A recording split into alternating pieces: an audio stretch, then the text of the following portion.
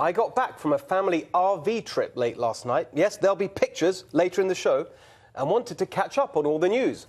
So this morning I watched the Sunday shows on the other networks, to make sure I was across all the important developments.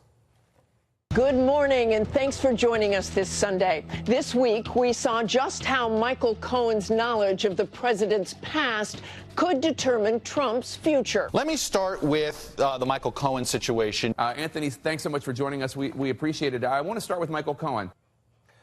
Well, I do not want to start with a Michael Cohen situation.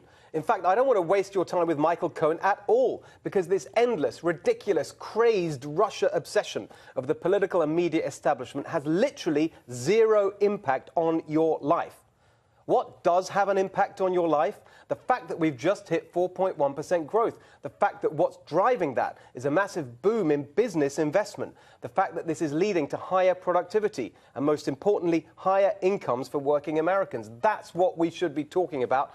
Not just to pat ourselves on the back, but to make sure we keep things moving in the right direction and don't go back to the bad old days, the bad old decades of wage stagnation for the workers at the same time as skyrocketing riches for the elite. We need to be clear about why this turnaround is happening, because we have an unashamedly pro-enterprise president in the White House and a Republican majority in Congress. And no, it's not just the tax cuts, including the corporate tax cut, although that was absolutely vital. It's the deregulation, it's the energy policy, it's the massive change in the whole climate of policymaking that has led to a surge in business confidence. All of that goes into reverse if the Democrats win power. There was a time when the Democrats were centrists, wanting to be seen as pro-business. Not anymore. They're lurching off to the loony left. There was a time when Democrats were populists for the workers.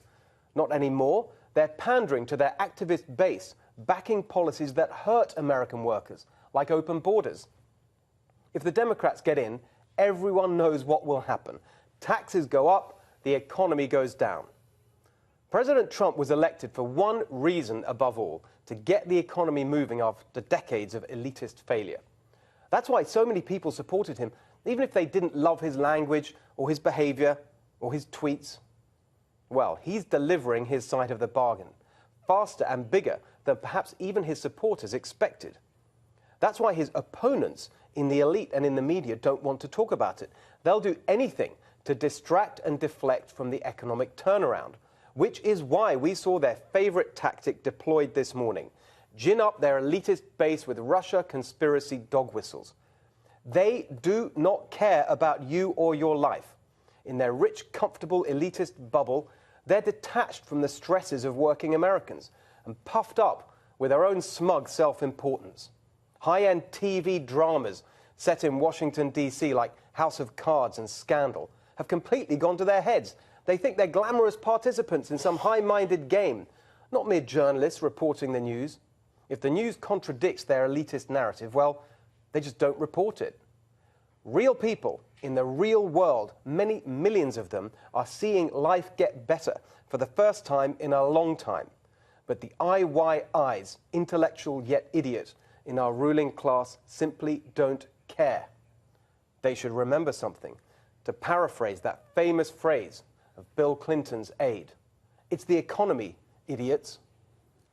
Tell me what you think of all that at NextRevFNC and at Steve Hilton X.